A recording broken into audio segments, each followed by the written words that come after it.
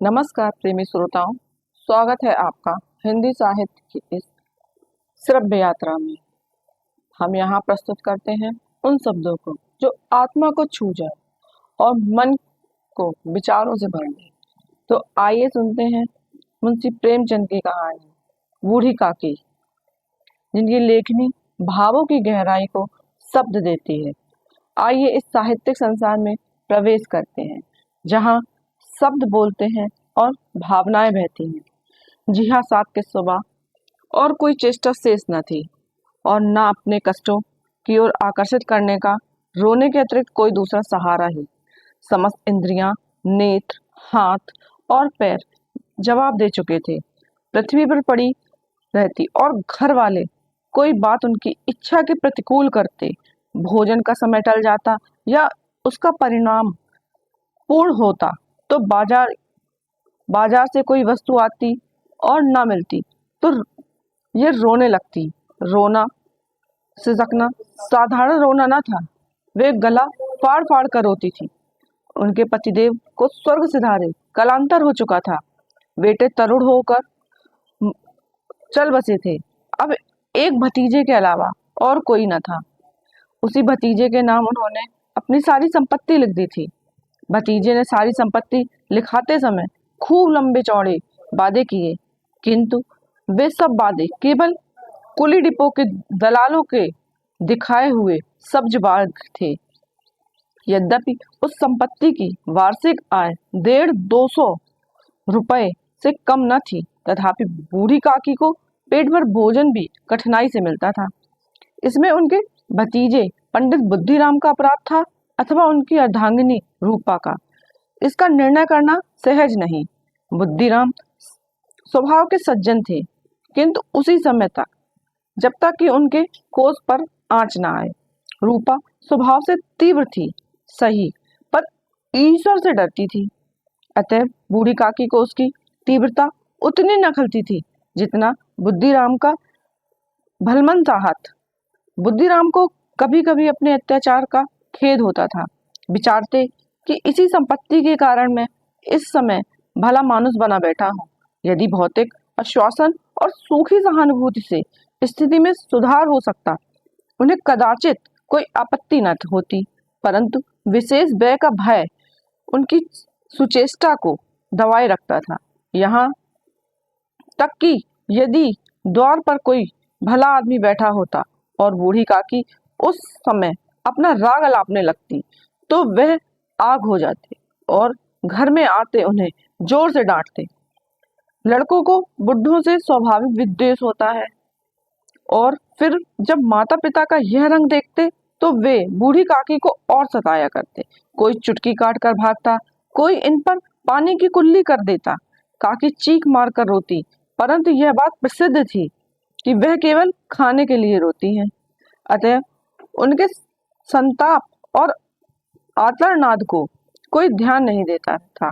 हाँ, काकी क्रोधातुर होकर बच्चों को गालियां देने लगती तो रूपा घटना स्थल पर पहुंचती, इस भय से कि काकी अपनी जिहा कृपाण का कदाचित ही प्रयोग करती थी।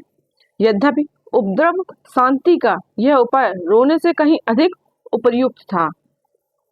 संपूर्ण परिवार में यदि काकी से कोई अनुराग था तो वह बुद्धिराम की छोटी लड़की लाडली थी। लाडली अपने दोनों भाइयों के भय से अपने हिस्से की मिठाई चवेना बूढ़ी काकी के पास बैठकर खाया करती थी। यही उसका रक्षागार था। और यद्यपि काकी की शरण उनकी लोलुपता से कारण बहुत महंगी पड़ती थी, तथापि भाइयों के अन्याय से सुरक्षा कहीं सुलभ थी। तो बस इसी स्वार्थानुकूलता से ने इन दोनों में सहानुभूति का आरोपण कर दिया था।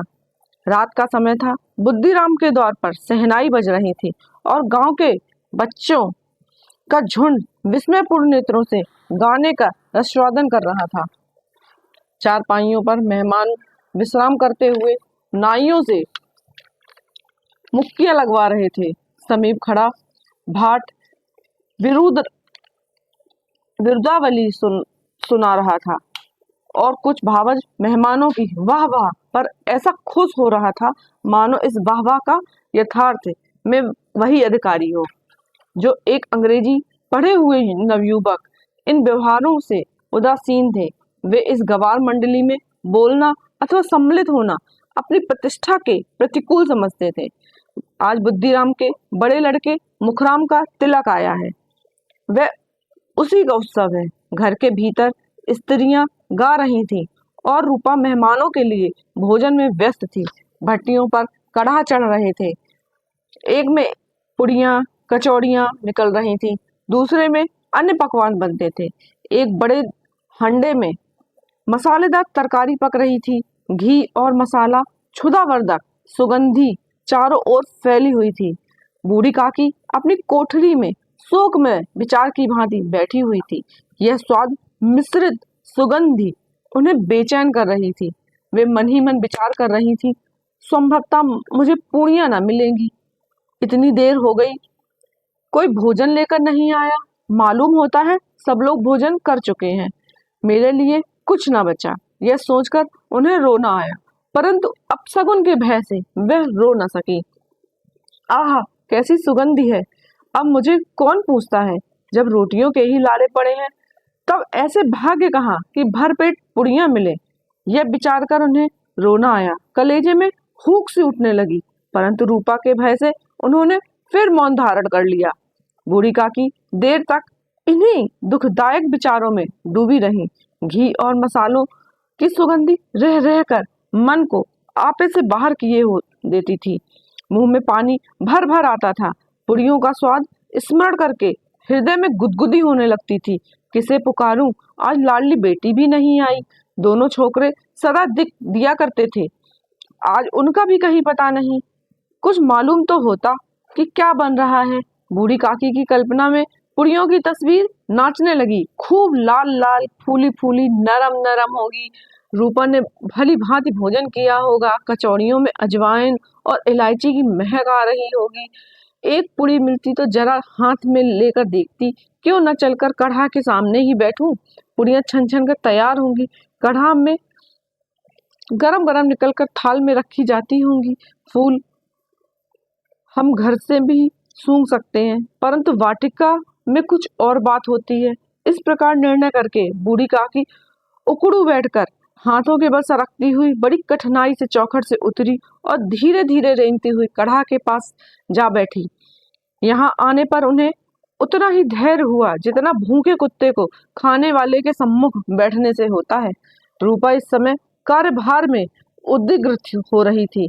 कभी इस कोठे में जाती, कभी उस कोठे में, कभी कढ़ा के पास जाती तो कभी भंडार में जाती। कभी किसी ने बाहर से आकर कहा, महाराज ठंडाई मांग रहे हैं, ठंडाई देने लगी। इतने में फिर किसी ने आकर कहा, भाट आया है, उसे कुछ दे दो। भाट के लिए सीधा निकाल रही थी कि एक तीसरे आदमी ने आकर पूछा, अभी भोजन तैयार होने में कितना विलंब है, जरा ढोल मजीरा उतार दो। बेचारी अकेली स्त्री दौड़ते दौड़ते व्याकुल हो रही थी, झुलझुलाती थी, कुड़ती थी, परंतु क्रोध प्रकट करने का अवसर न पाती थी। भय होता कहीं पड़ोसी ने यह ना कहने लगे कि इतने में उछल पड़ी। प्यास से स्वयं कंठ सूख रहा था, गर्मी के मारे फूकी जाती थी, परंतु इतना अवकाश ना था कि जरा पानी पी लें अथवा पंखा लेकर झेलें। यह भी खटका था कि जरा आंख हटी और चीजों की लूट मची। इस अवस्था में उसने बूढ़ी काकी को कढ़ा के पास बैठी देखा तो जल गई। क्रोध न रोक सकी। इसका भी ध्यान न रहा कि पड़ोसने बैठी हुई हैं, मन में क्या कहेंगी, पुरुषों में लोग सुनेंगे तो क्या कहेंगे। जिस प्रकार मेढक केचुए पर झपटता है, उसी प्रकार वह बूढ़ी काकी पर झपटी और उन्हें दोनों हाथों से झटक कर बोली, ऐसे पेट में आग लगे, पेट है या भाड़। कोठरी में बैठते हुए क्या दम घुटता था, अभी मेहमानों ने भी नहीं खाया, भगवान को भोग नहीं लगा, तब तक धैर्य न हो सका, आकर छाती पर सवार हो गई। जल जाए ऐसी जीभ, दिन भर खाती है, ना होती तो न जाने किसकी हांडी में मुंह डालती। गांव देखेगा तो क्या कहेगा कि बुढ़िया भरपेट खाने को नहीं पाती, तभी तो इस तरह मुंह बाए फिरती है। डायन न मरे न माचा छोड़े। ना नाम बेचने पर लगी है, नाक कटवा कर दम लेगी। इतना ठूसती है, न जाने कहाँ भस्म हो जाता है। भला चाहती हो तो जाकर कोठरी में बैठो, जब तक घर के लोग खाना खाने लगेंगे तब तुम्हें भी मिलेगा। तुम कोई देवी नहीं हो कि चाहे किसी के मुंह पे पानी न जाए परंतु तुम्हारी पूजा पहले हो जाए। बूढ़ी काकी ने सिर उठाया, न रोई न बोली, चुपचाप रेंगती हुई अपनी कोठरी में चली गई। आवाज ऐसी कठोर थी कि हृदय और मस्तिष्क की संपूर्ण शक्तियां, संपूर्ण विचार और संपूर्ण भार उसी ओर आकर्षित हो गए थे। नदी में जब कगार का कोई बृहद खंड कटकर गिरता है तो आसपास का जल समूह चारों ओर से उसी स्थान को पूरा करने के लिए दौड़ता है। भोजन तैयार हो गया, आंगन में पत्तलें पड़ गई, मेहमान खाने लगे। स्त्रियों ने जेवनार गीत गाना आरंभ कर दिया। मेहमानों के नाई और सेवकगण भी उसी मंडली के साथ किंतु कुछ हटकर भोजन करने बैठे, परंतु सभ्यता अनुसार जब तक सबके सब खा न चुके कोई उठ नहीं सकता था। दो एक मेहमान जो कुछ पढ़े लिखे थे, सेवकों के दीर्घाहार पर झुलझुला रहे थे। वे इस बंधन को व्यर्थ और बेकार की बात समझते थे। बूढ़ी काकी अपनी कोठरी में जाकर पश्चाताप कर रही थी कि मैं कहां से कहां आ गई। उन्हें रूपा का पर क्रोध नहीं था, अपनी जल्दबाजी पर दुख था। सच ही तो है, जब तक मेहमान लोग भोजन ना कर चुकेंगे घर वाले कैसे खाएंगे। मुझसे इतनी देर भी ना रहा गया, सबके सामने पानी उतर गया। अब जब तक कोई बुलाने नहीं आएगा मैं न जाऊंगी। मन ही मन इस प्रकार का विचार कर वे बुलाने की प्रतीक्षा करने लगी, परंतु घी की रुचिकर सुवास बड़ी धैर्य परीक्षक प्रतीत हो रही थी। उन्हें एक एक पल एक एक युग के समान मालूम होता था। अब पत्तल बिछ गई होंगी, अब मेहमान आ गए होंगे, लोग हाथ पैर धो रहे होंगे, नाई पानी दे रहा है, मालूम होता है लोग खाने बैठ गए, जेवनार गाया जा रहा है। यह विचार कर वे मन को बहलाने के लिए लेट गई। धीरे धीरे एक गीत गुनगुनाने लगी। उन्हें मालूम हुआ कि मुझे गाते देर हो गई है। क्या इतनी देर तक लोग भोजन कर ही रहे होंगे? किसी की आवाज सुनाई नहीं देती। अवश्य ही लोग खा पी कर चले गए, मुझे कोई बुलाने नहीं आया। रूपा चिढ़ गई है, क्या जाने ना बुलाए। सोचती हो कि आप ही आवेंगी, वह कोई मेहमान तो नहीं जो उन्हें बुलाऊं। बूढ़ी काकी चलने को तैयार हुई। वह विश्वास की 1 मिनट में पुड़ियां और मसालेदार तरकारियां सामने आएंगी। उनके स्वादेंद्रियां को गुदगुदाने लगा।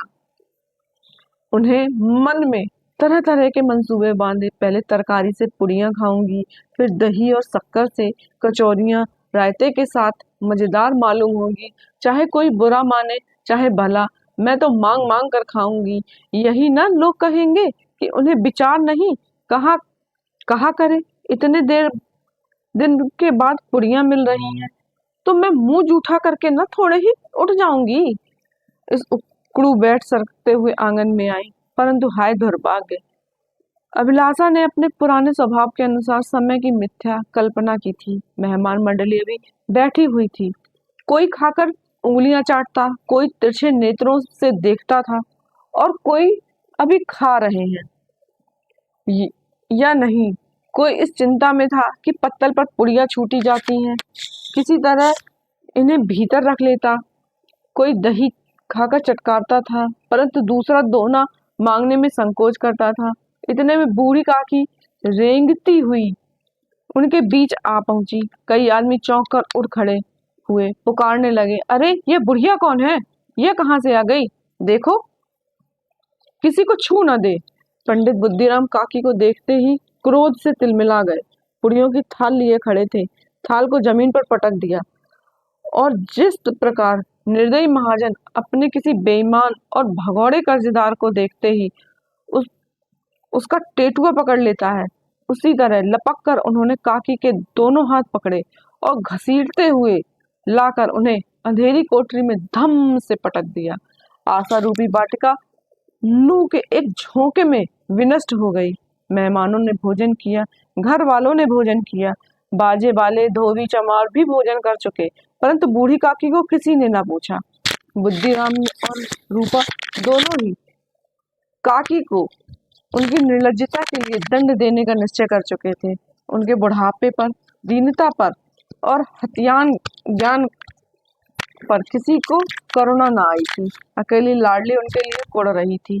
लाडली ने को काकी से अत्यंत प्रेम था। बेचारी भोली लड़की थी, बाल विनोद और चंचलता की उसमें गंध तक न थी। दोनों बार जब उसके माता पिता ने काकी को निर्दयता से घसीटा तो लाडली का हृदय ऐंठ कर रह गया। वह झुलझुला रही थी कि हम लोग काकी को क्यों बहुत सी पुड़ियां नहीं देते। क्या मेहमान सबकी सब खा जाएंगे? और यदि काकी ने मेहमानों से पहले खा लिया तो क्या बिगड़ जाएगा? वह काकी के पास जाकर उन्हें धैर्य देना चाहती थी, परंतु माता के भय से न जाती थी। उसके उसने अपने हिस्से की पुड़ियां बिल्कुल ना खाई, अपनी गुड़िया की पिटारी में बंद कर रखी थी। उन पुड़ियों को काकी के पास ले जाना चाहती थी। उसका हृदय अधीर हो रहा था।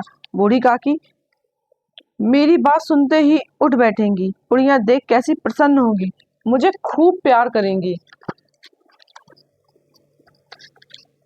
रात को 11 बज गए। रूपा आंगन में पड़ी सो रही थी। लाडली की आंखों में नींद न आती थी। काकी को पुड़ियां खिलाने की खुशी उसे सोने न देती थी। उसने गुड़ियों की पिटारी सामने रखी थी और जब विश्वास हो गया कि अम्मा सो रही हैं, तो वह चुपके से उठी और विचारने लगी, कैसे चलूं? चारों ओर अंधेरा था, केवल चूल्हे में आग चमक रही थी और चूल्हे के पास एक कुत्ता लेटा हुआ था। लाडली की दृष्टि के सामने वाली नीम पर गई। उसे मालूम हुआ कि उस पर हनुमान जी बैठे हुए हैं। उनकी पूंछ, उनका गदा यह स्पष्ट दिखलाई दे रही है। मारे भय के सामने उसने आंखें बंद कर ली। इतने में कुत्ता उठ बैठा। लाडली को ठाठस हुआ। कई सोए हुए मनुष्यों के बदले वह एक भागता हुआ कुत्ता उससे अधिक धैर्य का कारण हुआ। उसने पिटारी उठाई और बूढ़ी काकी की कोठरी की ओर चली। बूढ़ी काकी को केवल इतना स्मरण था कि किसी ने मेरा हाथ पकड़कर घसीटे। फिर ऐसा मालूम हुआ कि जैसे कोई पहाड़ पर उड़ाए लिए जाता है। उसने उनके पैर बार बार पत्थरों से टकराए। तब किसी ने उन्हें पहाड़ से पटक कर मूर्छित हो गई। जब वे सचेत हुई तो किसी की जरा भी आहट ना मिलती थी। समझी कि सब लोग खीर खा पीकर सो गए और उनके साथ मेरी तकदीर भी सो गई। रात कैसे कटेगी राम? क्या खाऊं? पेट में अगरी धधक रही है। हाँ, किसी ने मेरी सुध न ली। क्या मेरा पेट काटने से धन जुड़ जाएगा? इन लोगों को इतनी भी दया नहीं आती कि न जाने बुढ़िया कब मर जाए, उसका जी क्यों दुखावे। मैं पेट की रोटियां ही तो खाती हूँ और कुछ।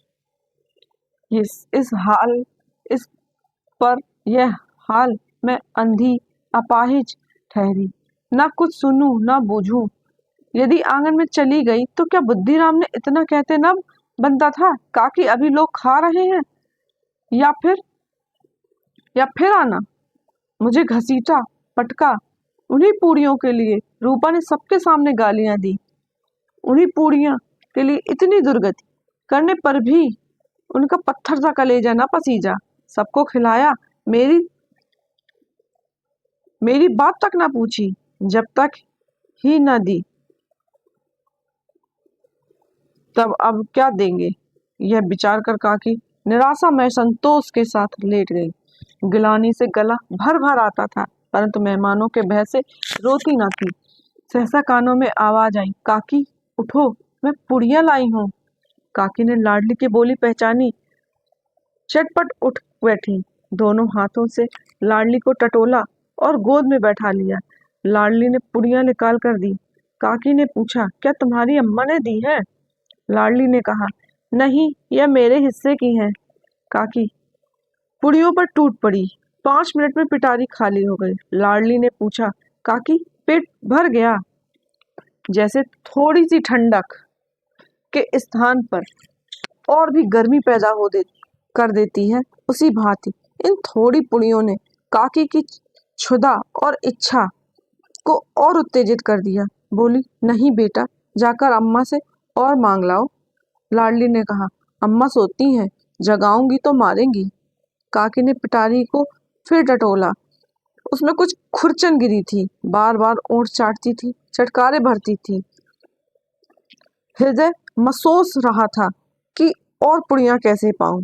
संतोष से तो जब टूट जाता है तब इच्छा का बहाव अपरिमित हो जाता है। मतवालों को मद का स्मरण करना उन्हें मदांध बनाता है। काकी का अधीर मन इच्छाओं के प्रबल प्रवाह में बह गया।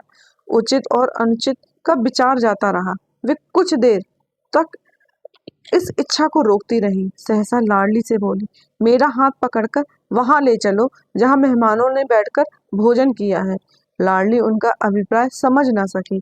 उसने काकी का हाथ पकड़ा और ले जाकर जूठे पत्तलों के पास बिठा दिया। दीन, क्षुधातुर, हत ज्ञान बुढ़िया पत्तलों से पूड़ियों के टुकड़े चुन चुन कर भक्षण करने लगी। ओह, दही कितना स्वादिष्ट था, कचौड़ियां कितनी सलोनी, खस्ता कितने सुकोमल। काकी बुद्धिहीन होते हुए भी इतना जानती थी कि मैं वह काम कर रही हूँ जो मुझे कदापि न करना चाहिए। मैं दूसरों की जूठी पत्तल चाट रही हूँ, परंतु बुढ़ापा तृष्णा रोग का अंतिम समय है, जब संपूर्ण इच्छाएं एक ही केंद्र पर आज लगती हैं। बूढ़ी काकी का यह केंद्र उनकी स्वादेंद्रियां हैं। ठीक उसी समय रूपा की आंख खुली। उसे मालूम हुआ कि लाडली मेरे पास नहीं है। वह चौंकी, चारपाई के इधर उधर ताकने लगी कि कहीं नीचे तो नहीं गिर गई। उसे वहां न पाकर वह उठी तो देखती है कि लाडली जूठे पत्तलों के पास चुपचाप खड़ी है और बूढ़ी काकी पत्तलों पर से पुड़ियों के टुकड़े उठा उठा कर खा रही है। रूपा का हृदय सन्न हो गया। किसी गाय की गर्दन पर छुरी चलते देखकर जो अवस्था उसकी होती है, वही उस समय हुई। एक ब्रह्माणी दूसरों की जूठी पत्तल टटोल, उससे अधिक शोकमय दृश्य असंभव था। पुड़ियों के कुछ ग्रासों के लिए उसकी चचेरी सास ऐसा निष्कृष्ट कर्म कर रही है। वह यह दृश्य था जिसे देखकर देखने वालों के हृदय कांप उठते थे। ऐसा प्रतीत होता मानो जमीन रुक गई, आसमान चक्कर खा रहा है, संसार में कोई विपत्ति आने वाली है। रूपा को क्रोध न आया, शोक के सम्मुख क्रोध कहा। करुणा और भय से उसकी आंखें भर आईं। इस अधर्म का भागी कौन है? उसने सच्चे हृदय से गगन मंडल की ओर हाथ उठाकर कहा, परमात्मा मेरे बच्चों पर दया करो। इस अधर्म का दंड मुझे मत दो, नहीं तो मेरा सत्यानाश हो जाएगा। रूपा को अपनी स्वार्थपरता और अन्याय इस प्रकार प्रत्यक्ष रूप से कभी न दिख पड़े थे। वह सोचने लगी, हाय कितनी निर्दयी हूँ, जिसकी संपत्ति से मुझे 200 रुपए आय हो रही है, उसकी यह दुर्गति और मेरे कारण। हे दया में भगवान, मुझ में बड़ी भारी चूक हुई है, मुझे क्षमा करो। आज मेरे बेटे का तिलक था, सैकड़ों मनुष्य ने भोजन पाया, मैं उनके इशारों की दासी बनी रही, अपने नाम के लिए सैकड़ों रुपए व्यय कर दिए, परंतु जिसकी बदौलत हजारों रुपए खाए, उसे इस उत्सव में भी भरपेट भोजन न दे सकी, केवल इसी कारण तो कि वह वृद्ध असहाय है। रूपा ने दिया जलाया, अपने भंडारे का द्वार खोला और एक थाली में संपूर्ण सामग्रियां सजाकर बूढ़ी काकी की ओर चली।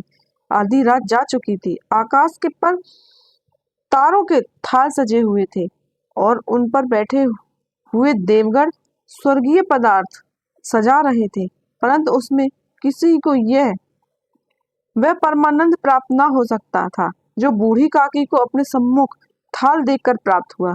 रूपा का कंठ रुद्र स्वर में कहा, काकी उठो, भोजन कर लो, मुझसे आज बड़ी भूल हुई है। उसका बुरा न मानना, परमात्मा से प्रार्थना कर दो कि वह मेरा अपराध क्षमा करे। भोले भाले बच्चों की भांति जो मिठाइयां पाकर मार और तिरस्कार सब भूल जाती है, बूढ़ी काकी वैसे ही सब बैठी खाना खाने लगी और उसके एक एक रोए से सच्ची सदिच्छाएं निकल रही थी और रूपा बैठी स्वर्ग का दृश्य आनंद लेने में निर्मग्न थी। अगर आपको हमारी प्रस्तुति पसंद आए तो चैनल को सब्सक्राइब करें, शेयर करें और अपने विचार कमेंट में अवश्य बताएं। धन्यवाद।